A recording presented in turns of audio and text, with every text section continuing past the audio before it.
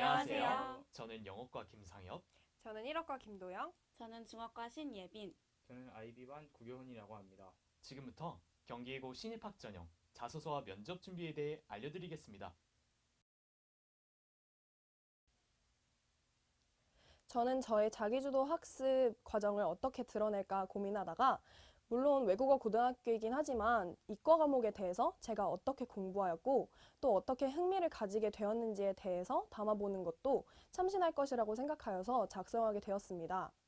저는 평소에 과학이라는 과목에 흥미가 있었는데요. 그렇기 때문에 과학을 선정하게 되었습니다.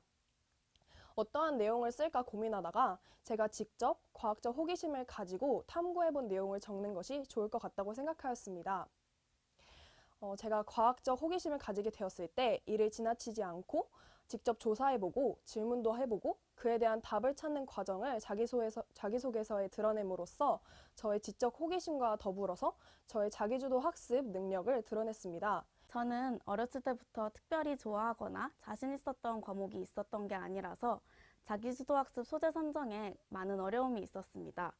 그래서 일단 국영수사가 모든 과목에 대한 에피소드들을 생각해보고 정해진 분량에 맞게 자소서를 써보았습니다.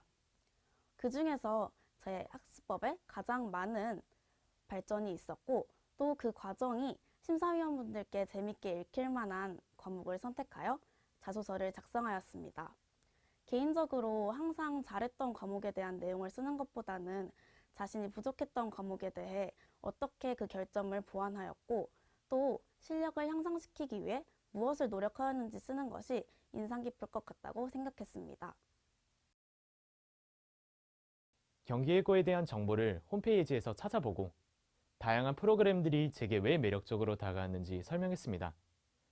경기예고에 입학하면 그 프로그램들을 통해서 제가 다양한 방향으로 성장할 수 있다는 것을 어필하기도 하고 또 그 프로그램들을 나열함으로써 제가 경기예고에 얼마나 관심이 있고 또 조사해 보았는지도 보여줄 수 있어서 그런 식으로 작성했습니다.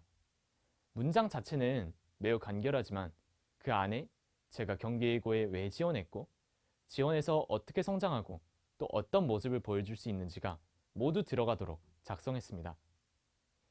경기예고가 자신에게 매력적인 이유와 자신의 비전을 보여주는 것이 중요하다고 생각합니다. 저는 주로 제가 경기예고에 갖는 관심과 제가 발전하고 싶은 점을 통해 지원 동기를 담았습니다. 조사하지 않으면 알기 어려운 활동과 구체적인 동아리 이름 등을 서술하고 제 영어 실력을 더더욱 발전하고 싶다고 하여 경기예고가 외국어 고등학교인 장점과 연결하여 적었습니다. 경기예고가 저한테 무슨 긍정적인 영향을 줄 수 있는지 적고 제 비전에 맞추어 저에게 최적의 장소라는 점이라 설명했습니다.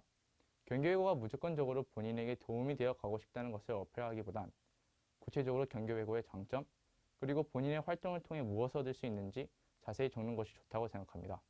저는 진로 계획을 통해서 학교에 대한 조사를 많이 했다는 것을 강조하고 싶었습니다.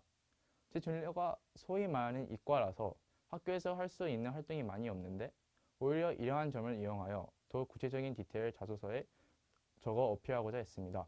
또한 경기예고 3년 내의 계획을 넘어서 대학 이후의 계획을 서술하고 제가 생각하는 비전을 같이 제시하며 제 미래에 대한 많은 고민을 했다는 점을 강조했습니다.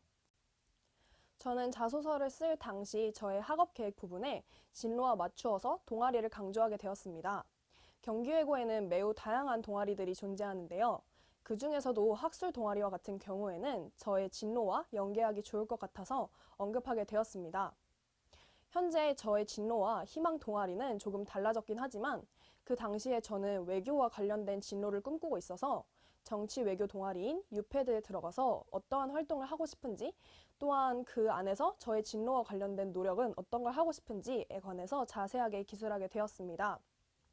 진로나 희망 동아리 같은 경우에는 자소서에 쓴 거와 같지 않아도 입학 후에 달라질 수도 있으니 자소서에 그런 내용을 쓸 때는 굉장히 자유롭게 기술해 주셔도 괜찮을 것 같다는 생각을 했습니다.